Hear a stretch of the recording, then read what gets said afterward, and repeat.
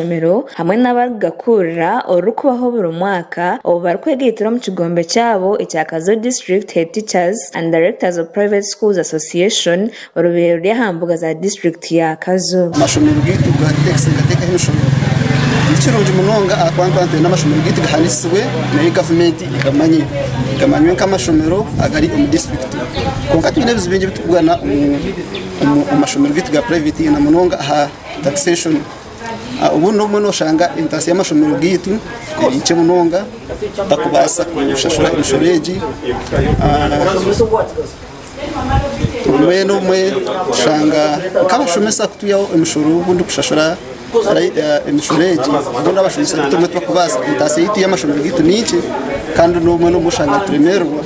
mushashura akasenta ababasha ba government kugumana batekatekaho kuko barukwera amashomero ga government ngo habo kuba abeja barukushomesana bashana kandi nabaziye no bamwe otiriho nengenderaho yobo wegese kubemwe kaya amashomero ga government hariho ibintu bindi government shemereye kubani yakora kandi bikora mu mashomero ga government to private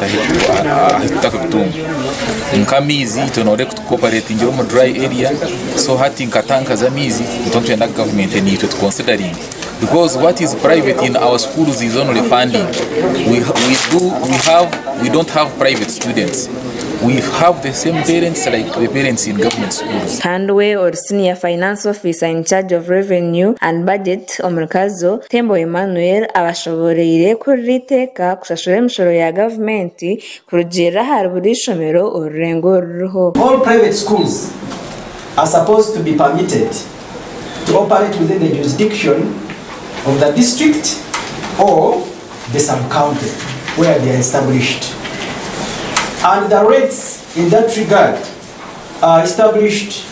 in the Revenue Enhancement Plan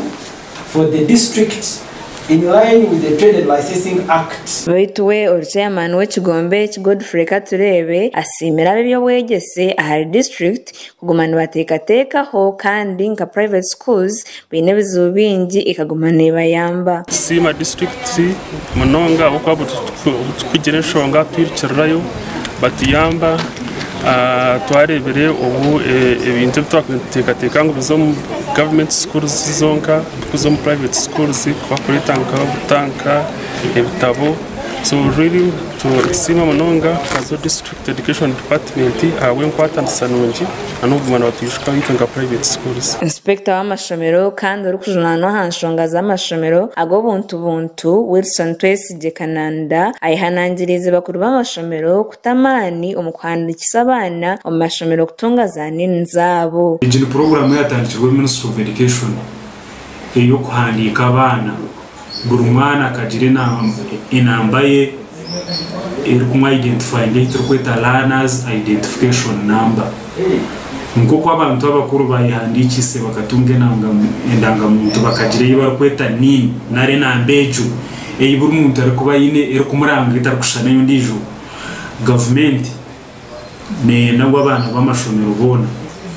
buri mwagire nambaye itarukushana yondijo kumuranga wenkawe akagasha kwa sima naume omuri Kazo awa Sky TV ya enshonga.